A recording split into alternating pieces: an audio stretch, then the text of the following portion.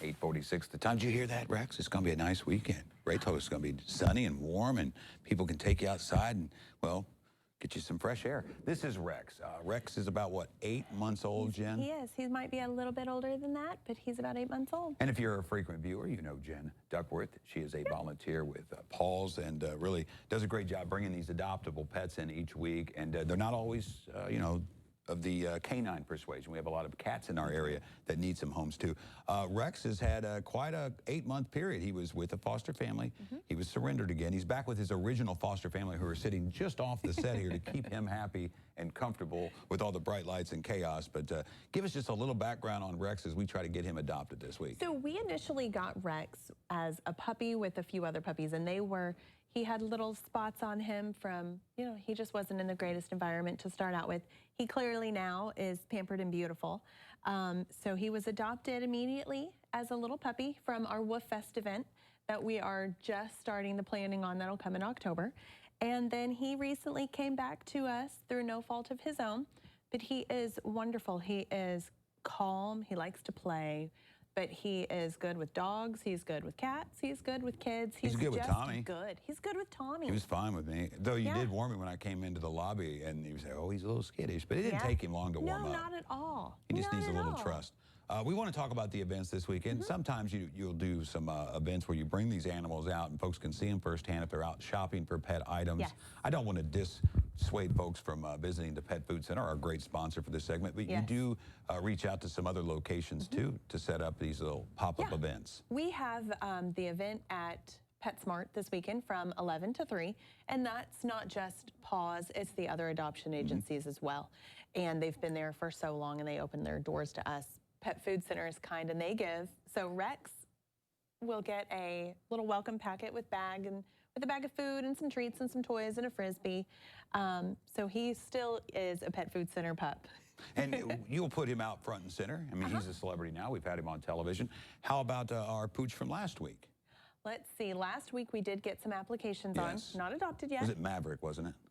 Maverick did get adopted. Okay, all right. That was 2 weeks ago then. All right, we're on quite a streak here. We are. We're doing better.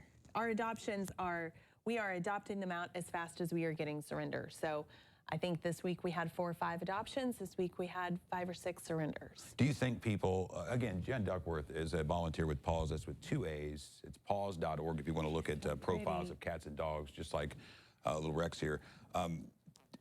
Is it easier for you to find these, again, I want to say, you know, these adoptable homes? Is it just, I want to say it this way.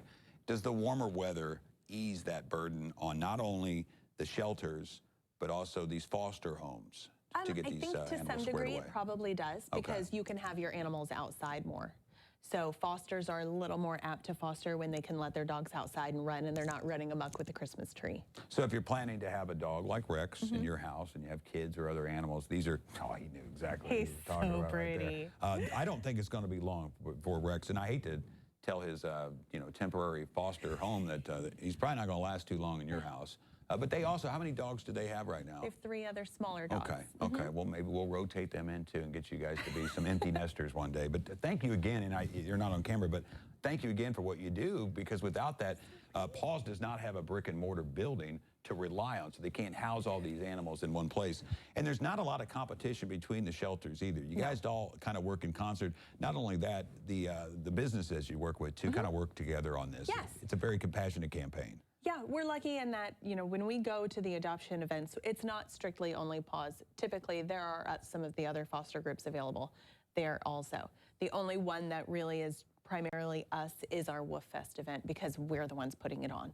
But if somebody else wanted to show up, I'm sure we could open our doors to them. And it's one thing to go online to check out, you know, if you go to paws.org, you can see all these profiles for the dogs and cats. That's one thing to do it that way. But it really has to tug on folks' hearts when they go out to these venues and they see these animals and these cats and dogs firsthand.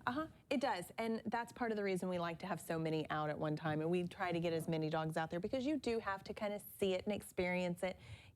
It's nice when you can go through the pet store and you have your existing dog with you or your cat, and they can do their little meet and greet, and you can let them decide who they want to be friends with and live together.